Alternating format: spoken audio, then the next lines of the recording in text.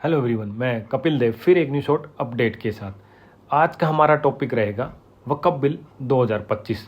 जो कि हम ये देखेंगे कि इस बिल के आने के बाद में वक्फ एक्ट में क्या क्या बदलाव आएंगे। सबसे मेजर चेंजेस सेक्शन 40 में आएगा, जो कि इस बिल से पहले ये कहता था कि जब भी किसी प्रॉपर्टी पर वक्फ बोर्ड अपना क्लेम करता था तो उस क्लेम को आप सिर्फ वक्फ ट्रिब्यूनल में चैलेंज कर सकते थे, जबकि अब आप उस क्लेम को रेवेन्यू कोर्ट या सिविल कोर्ट में भी चैलेंज कर सकते हैं। इस बिल से पहले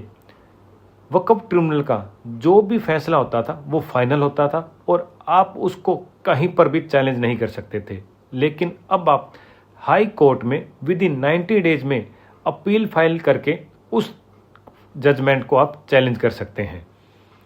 इस बिल से पहले जब भी वक्फ बोर्ड किसी भी प्रॉपर्टी को क्लेम करती थी तो वो क्लेम उसका फाइनल माना जाता था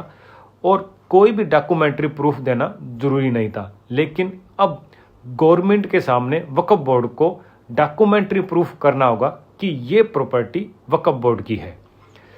सबसे बड़ा बदलाव जो इस बिल के बाद आएगा वो ये होगा कि वक्फ बोर्ड में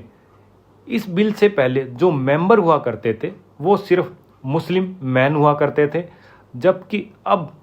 मुस्लिम महिला और अदर रिलीजन के पर्सन को भी आपको मेंबर बनाना होगा, जिनकी संख्या 2-2 रहेगी। अगर आप इस बिल के आने के बाद में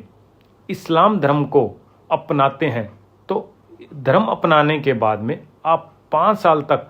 अपनी प्रॉपर्टी वक्फ बोर्ड में दान में नहीं दे सकते, और अगर आप इस बिल के आने के बाद में अपनी प्रॉपर्टी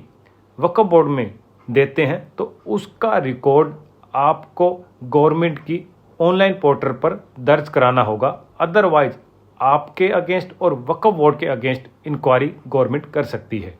थैंक यू।